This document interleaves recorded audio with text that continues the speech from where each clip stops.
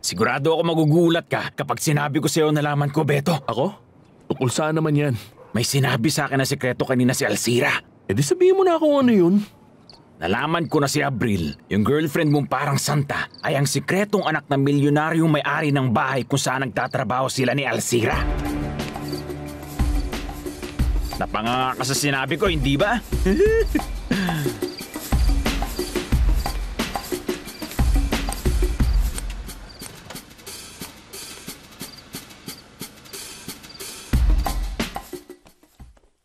Matulog ka na. Pero bakit? Dahil gusto ko makatulog ka na. Pero ayokong matulog.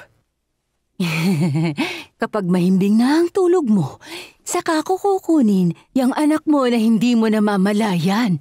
Kukunin ko siya.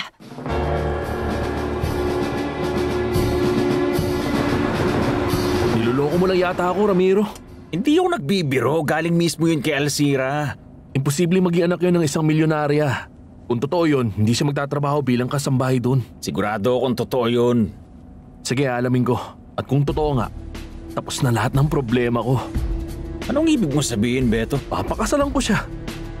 Papakasalan ko ang uto-utong si Abril.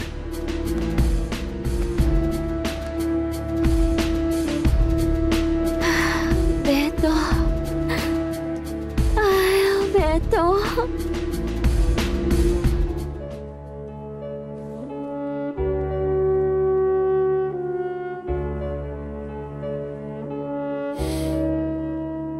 Kumusta na kaya siya?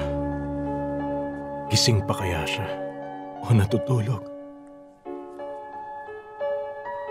Paano kaya ang mga gabi niya?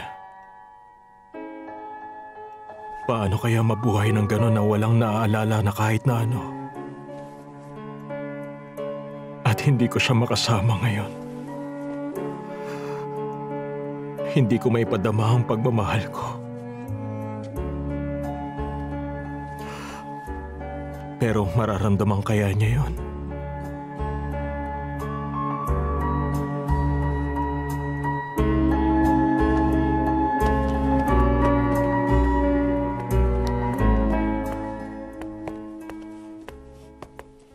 Gusto mong maghapunan? Hindi, salamat. Hindi naman ako nagugutom.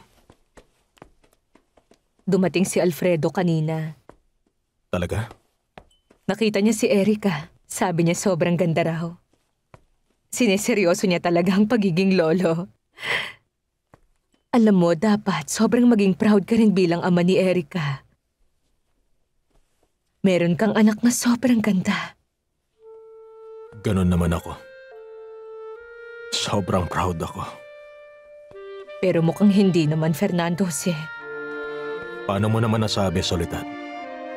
Dahil malamig ang pakikitungo mo sa bata. Pasensya ka na sa sinasabi ko. Ay, ayoko mang sabihin sa'yo to pero nalulungkot ako dahil minsan mo lang siyang tingnan. Alam mong may sakit ang mama niya at nakakalungkot na hindi niya maramdaman ang pagmamahal mo.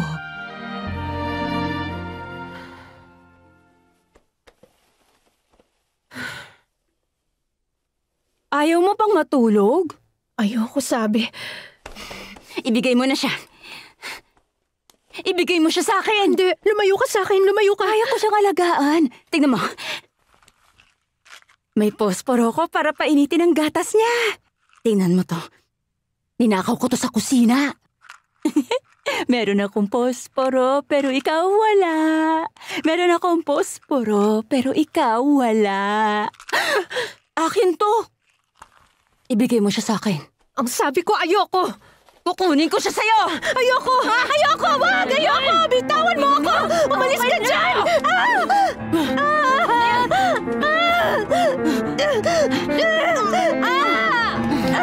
Umalis ka dyan! Bitiwan mo ako! Tulong! Nagkaroon daw ng sunog kagabi sa ospital. Si Rosalinda. Ano? Namatay siya sa sunog. Sunod-sunod ang dating ng kamalasan dito sa bahay na to, Bonifacio. Pero nakumpirma na nga ba nila ito? Nasa dyaryo ang pangalan niya, hindi pa rin siya nahahanap. Ikinalulungkot namin ang nangyari, senyora. Ako may kasalanan kung bakit napahamak si Rosalinda.